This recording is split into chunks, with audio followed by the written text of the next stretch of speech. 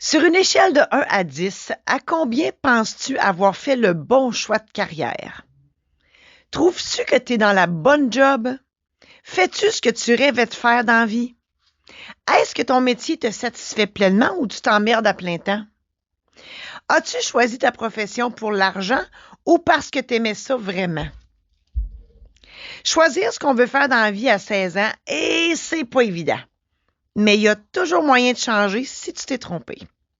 Je suis passée par là et je vais te montrer comment c'est possible. Dans cet épisode, je te raconte comment j'ai choisi ma profession par inadvertance, pourquoi j'ai sauté dans le vide à 53 ans et comment tu peux en faire autant. Merci de passer quelques minutes de ton temps avec moi aujourd'hui. Je suis Marie-Josée Saint-Laurent, créatrice de bonheur et de positif. Ma passion, la création. Que ce soit dans l'écriture, l'édition, les conférences, la célébration de mariage ou de funérailles, l'organisation d'événements ou les podcasts, mon objectif, rendre ta vie meilleure. Je suis là pour t'aider à voir plus clair. Je te donne plein d'outils et de conseils pour faire les meilleurs choix. Je t'évite de tourner en rond. Je t'aide à te déculpabiliser de tes choix. En assistant à mon podcast, je te fais sauver du temps. Bienvenue dans Illumine ta vie pour plus de bonheur et de positif. Dans mon enfance, j'adorais manipuler le papier. J'en aimais l'odeur, la texture, puis encore aujourd'hui. Oui, moi, je suis du genre à amener des livres papier en voyage, à payer un overcharge pour ma valise, parce que moi, il n'est pas question que je lise un livre sur une tablette. À l'école secondaire, j'avais la manie d'écrire mon nom partout, dans mes cartables, sur mon étui.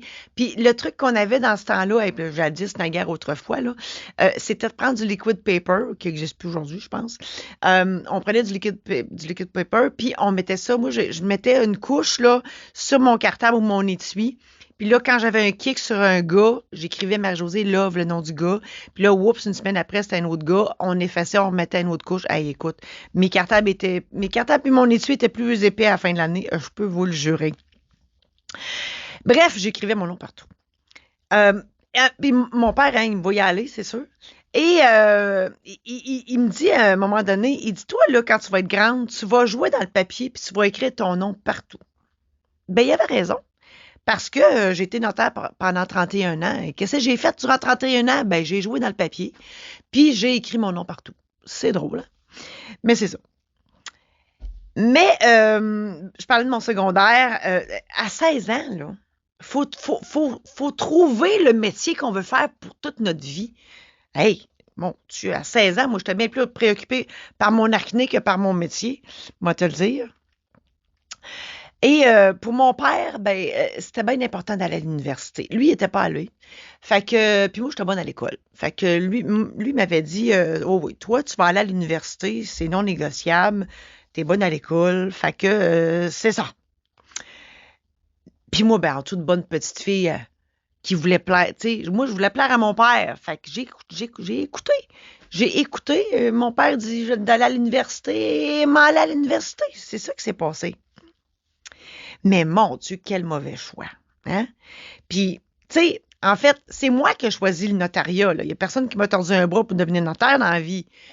Mais si l'orienteur, hein, parce que vous vous rappelez, ceux qui ont mon âge, je ne sais pas si ça existe encore un orienteur, j'imagine que oui. Ça fait longtemps que je n'ai pas mis les pieds dans une école secondaire. L'orienteur, hein, quel drôle de personnage. Lui, il connaît tous les métiers puis il a choisi d'orienter les étudiants. Et moi, ce que je me rappelle en secondaire 5, le local d'orienteur, là, il y avait bien des classeurs. Mais d'après moi, l'orienteur, il se cachait dans les classeurs parce que moi, je ne l'ai jamais vu. Je me rappelle fouiller dans les classeurs, de trouver mon avenir là-dedans. Mais pas trouvé, j'ai rien trouvé. Tu sais, si l'orienteur, là, premièrement, si je l'avais rencontré, s'il m'avait posé des questions sur ce que je veux faire dans la vie, ben, Caroline, j'aurais peut-être trouvé, je sais pas moi, les communications. Je sais même pas si ça existait en 1980, mais bon, tu sais, quelque chose qui ressemble à ça. Ben, c'est peut-être moi qui serais Véro aujourd'hui. Comprends-tu? Mais au lieu de devenir Véro, ben, je suis devenue notaire. Puis ça s'est fait par hasard, cette histoire-là, de choisir le notariat.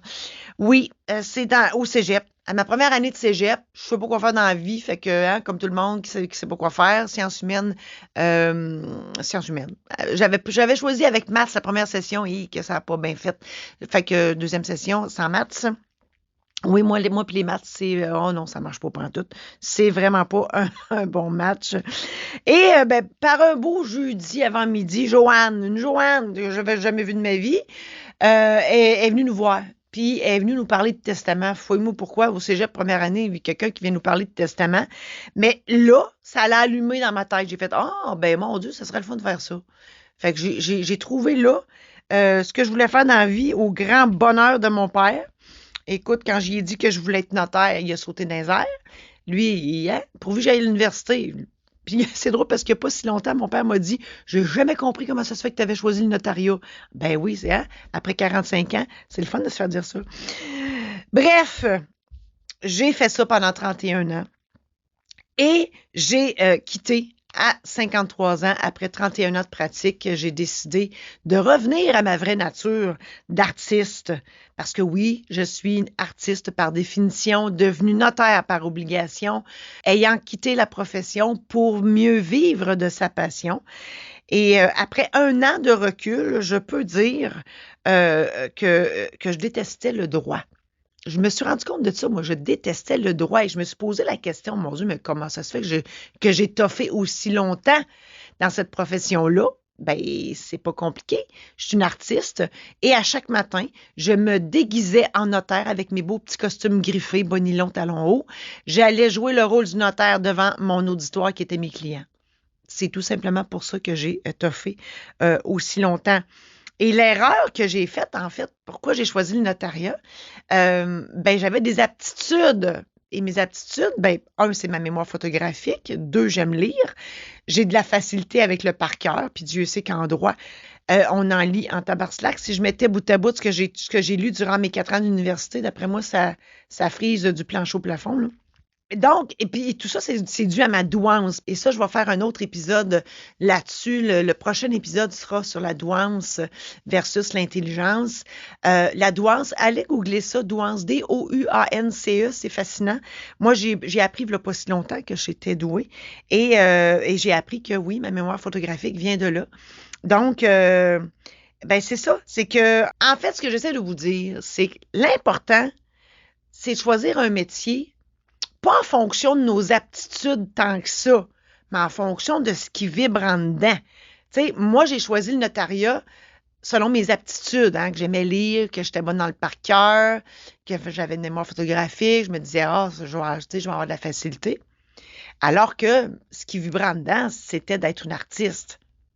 Fait que ce que ça a fait, ben, au bout de certains temps, vous allez me dire, au bout de très longtemps, oui, je vous l'accorde, 31 ans, ben, j'ai décidé de changer de métier parce que c'était pas moi. Le notariat, c'était pas moi. Oui, choisir ce que tu veux faire dans la vie, c'est loin d'être évident.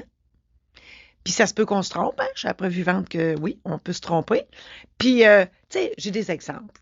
Mettons, là, tu sais, on choisit un métier, puis pourquoi on choisit tel métier, telle profession? Souvent, c'est par nos parents. Hein? Souvent, les médecins ils vont vouloir que leurs enfants soient eux aussi médecins ou avocats, peu importe. Mais mettons, là, le vidangeur. Lui, là, il a mal au cœur quand il change la couche de son bébé. Fait qu'imaginez-vous un 20 juillet, hein, le jour du bac brun puis du bac vert. Les verts se font un rave là-dedans. Mais écoute, il passe une très mauvaise journée, là. Fait que je pense que lui, il faudrait qu'il change de métier. Le Père Noël qui a les enfants, quand les enfants l'approchent, il sort les dents. Lui aussi, je pense qu'il n'y a pas, hein? C'est pas dans sa vocation, lui, d'être Père Noël. L'embaumeur, il a peur des morts. On comprend-tu qu'il est sur le Prozac à journée longue? Je pense qu'il n'est pas à bonne place. Mais si tu n'es pas à bonne place dans la vie, dans ta job, il n'est jamais trop tard pour changer. Je suis la preuve vivante que ça se fait. Et d'ailleurs, Corneille a déjà dit à la voix, il n'y a pas d'âge pour être là où tu as le goût d'être. Ça veut dire que, écoute, à n'importe quel âge, tu peux décider de changer. Puis des fois, changer de job, ça implique de retourner à l'école. Et moi, je dis bravo à tous ceux qui m'écoutaient et qui avaient décidé de retourner sur les bancs d'école. Hey, moi, je capote. Moi, là, j'ai longtemps donné une bourse à une école ici à Amos et pour féliciter, puis, tu sais, oui, rendre hommage à ceux qui ont réussi à avoir leur diplôme après 3 enfants. Puis, écoute, ce monde-là, là, ils s'occupent de leur famille, puis ils ont une job, puis en plus, ils vont à l'école. Moi, je le lève mon chapeau. J'aurais jamais été capable de faire ça quand j'étais à l'université. Ah non, moi j'étudiais, je mangeais et je dormais, c'est tout ce que je faisais. Et écoute, moi là, on m'aurait dit que mon diplôme était pas bon, là, ben, au lieu de retourner ces bancs d'école, je serais partie flipper des boulettes au McDo, crème sincère. C'est clair. Dans le fond, là, l'important dans la vie, c'est de choisir un travail qui te fait vibrer. Puis pour savoir c'est quoi qui te fait vibrer, il faut que tu retournes dans ton enfance. Faut que tu retrouves ton enfant intérieur. Oui, c'est plate de se faire dire ça. Elle dit, oh, la fatigante avec son maudit enfant intérieur. Mais c'est ça pareil. Puis je vous donne des exemples. Là. Si quand tu étais petit ou petite, t'aimais ça jouer avec des petites voitures Matchbox, achète-toi dans un garage. Ou engage-toi dans un garage pour être mécanicien. Quelque chose de même. Si quand tu étais petit ou petite, tu faisais des recettes avec des roches puis de la boîte, ben pars-toi dans un restaurant ou va te faire engager comme cuisinier, cuisinière quelque part. On comprend l'idée? C'est ça. Dans le fond, on fait ce qui nous fait vibrer en dedans. Puis, là, je parle de cuisine. Il n'y a pas de saut métier dans la vie, hein? Oh que non. Moi, j'ai un très grand respect pour les serveurs, les serveuses, les livreurs, les livreuses, les femmes, les hommes de ménage, les plongeurs, plongeuses, on va se le dire. Là, si tu vas au restaurant et tu es obligé d'aller laver ta vaisselle après, pas chic. Non, et les femmes de ménage. Et moi, j'ai toujours eu une femme de ménage dans ma vie. Et je comprends pas, mais je comprends pas comment elle fait pour aimer ça, aller torcher le monde. Déjà, faire le ménage, moi, je comprends pas ça. Je déteste ça, je suis pas bonne. Il y a du monde meilleur que moi pour faire ça. Mais tu comprends que ces gens-là, j'ose espérer, en fait, que ces gens-là qui avaient vous autres, qui avez ces métiers-là, j'espère que vous aimez ce que vous faites, que vous le faites pas juste pour gagner de l'argent. C'est ça l'important. Parce qu'il y en a qui aiment ça, faire du ménage. Je comprends pas ça, mais il y en a. Donc, l'important, c'est pas le métier en soi qui est important, c'est de l'aimer, ce métier-là. C'est de le faire avec passion, puis avec, j'oserais même dire, avec une vocation, tu sais. Parce que si tu es passionné, des fois, c'est parce que tu as la vocation de faire ça.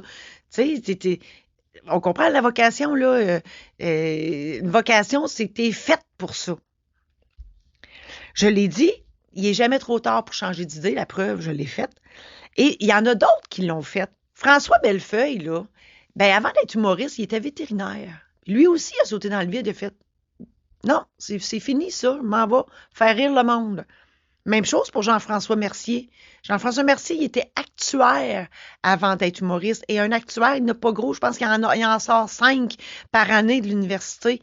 Puis, écoute, il gagne pas mal d'argent là, comme salaire. Mais non, lui, ça faisait pas son affaire. Il a dit non, moi, je m'en vais sur une scène faire rire le monde. Parlant de salaire, moi, je pense que un travail, c'est plus qu'un salaire. Un travail, ça devrait même pas s'appeler travail, ça devrait s'appeler passion et ou vocation. Hein? Passion, tu exerces ta passion dans la vie, puis là, tu ne vois plus le temps passer. Je vous le dis, je le fais maintenant, puis effectivement, les journées passent excessivement vite. Quand tu as la vocation de quelque chose, ben c'est que tu partages tes dons, tes talents, tes compétences aux autres. Ça vibre en dedans, puis tout ce que tu veux, c'est de partager tout ça aux autres pour faire du bien. Il y en a que je me demande s'ils ont la vocation ou si c'est passionnant, puis peut-être, là, puis écoute, je juge pas personne, là, puis moi, je souhaite juste qu'ils aiment ça, faire cette job-là. Le gardien de sécurité, là, dans le fin fond du Nunavut, là, dans un corridor de mine, là, puis qu'il y a personne qui passe là, j'espère qu'il aime sa job, parce que 12 heures de temps assis sur une chaise à rien faire, ça doit être plate. Mais si lui, il aime cette job-là, parce qu'un, il est payé, bien en plus. Puis en plus, lui, il s'amène un livre, puis il lit à journée longue, puis il tripe bien raide, tant mieux. Le monteur de ligne, là, qui travaille pour Hydro-Québec, là, qui risque sa vie à tous les jours quand il grimpe d'un poteau, ben encore pire, dans les pylônes, là. J'espère qu'il l'aime, sa job. Hein? Il risque sa vie. Oui, il est payé cher. Puis il travaille genre 6 mois par année là, quand tu accumules les journées travaillées versus les journées de vacances, là, de congé. Mais j'ose espérer qu'il ne fait pas juste ça pour l'argent, qu'il fait ça parce qu'il aime ça vraiment. Les mineurs, hey, eux autres, là, je leur lève mon chapeau en tabarnak parce que moi, je suis claustrophobe. Écoute, rien qu'à penser de descendre dans le métro à Montréal, je capote. Je sais, ma vie est très difficile parfois. Juste passer dans le tunnel de Polyte-Lafontaine et je fais des détours pour passer là-dedans. Je sais, je suis folle. Oui, je m'assume. Les mineurs. Les mineurs, là, beaucoup de jeunes s'en vont travailler comme mineurs parce que c'est payant. Mais le problème, c'est que ils s'endettent là, avec le petit. Là, ils font un méchant salaire. Là. Fait que là, ils achètent tout plein d'affaires. Et là, la cour est pleine. Là, comprends-tu? Le bateau, le skidoo, le Winnebago, toute la patente. Puis là, à un moment donné, ils se rendent compte que, oh, là, OK, leur vie, là, elle coûte cher parce qu'ils ont acheté plein de bébelles. Puis là, il n'y a plus le choix de rester dans cette job-là pour payer tout ça. Mais l'affaire, c'est qu'il n'y a pas le temps de s'amuser avec tout ce qu'il y a dans le cours parce qu'il faut qu'il travaille pour payer ça. En tout cas, bref, vous voyez comment ça marche. Lui aussi, j'espère qu'il aime sa job. Mais en même temps, Caroline, hein, s'il faut que tu travailles juste pour payer tes bébelles puis que tu n'as pas le temps de t'amuser avec, qu'est-ce que ça donne d'avoir un gros salaire si tu n'as pas la qualité de vie qui vient avec? Donc, ce que j'essaie de vous dire, c'est que l'important, c'est d'aimer ce que tu fais puis tu vas réussir. Moi, je suis d'avis que quand tu es passionné, tu donnes ton 200% là-dedans. Puis si tu donnes ton 200%, tu ne peux pas faire plus que réussir. Moi, depuis que je ne travaille plus, que mon bureau est redevenu ma salle de jeu, la vie est merveilleuse. Puis je te souhaite tout autant. Face à ton avenir, tu as 3 options. La première, tu écoutes tes parents, tu choisis un métier ou une profession pour leur faire plaisir. Tu es malheureux, malheureuse toute ta vie.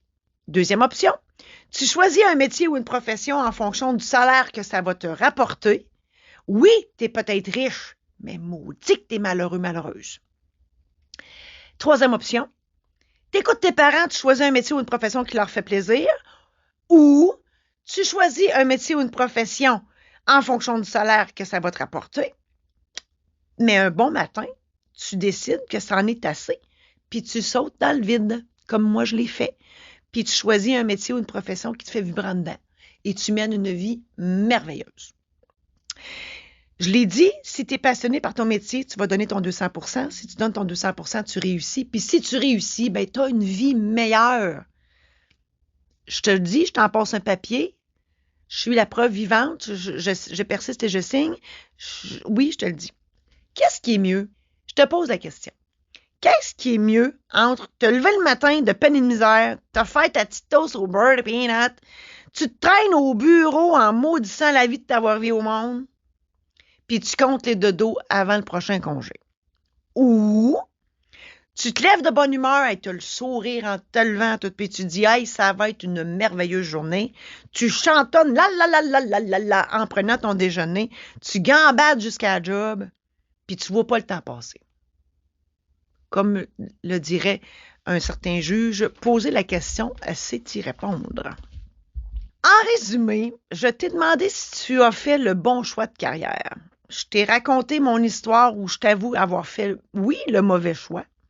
Je t'ai dit qu'il n'est jamais trop tard pour changer de job, qu'on devrait choisir notre métier ou notre profession en fonction de ce qui vibre en dedans et non en fonction du salaire ou pour faire plaisir à nos parents. Je t'ai dit aussi qu'on a tous une vocation qui ne demande qu'à s'exercer, que passion égale succès. Pourquoi? Parce que tu y donnes ton 200%. Puis en plus, tu as une vie meilleure. J'espère que tout ça t'a sincèrement aidé et je te souhaite bonne chance dans la recherche de ta vocation, ton métier, ta profession pour que ta vie soit meilleure. Parce que tu viens de finir tes études et que tu es fier d'avoir réussi ou parce que tu ouvres ton garage, ton restaurant, Tu démarres un projet grandiose, ben je peux animer ton party soulignant cet événement. Pour en savoir plus sur mon service clé en main, consulte le www.marijosesaint-laurent.com/animation. Pour réserver mes services à la date prévue, écris-moi au info@marijosesaintlaurent.com. T'as aimé cet épisode? Pour ne rien manquer, abonne-toi maintenant. Tu seras avisé lorsqu'un nouvel épisode sera diffusé. Aussi, je t'invite à adhérer à mon groupe Facebook Illumine ta vie. Tu y trouveras du contenu exclusif qui fera, je l'espère, une différence dans ta vie. On reprend ça la semaine prochaine avec l'épisode où je te parle de la différence entre la douance et l'intelligence.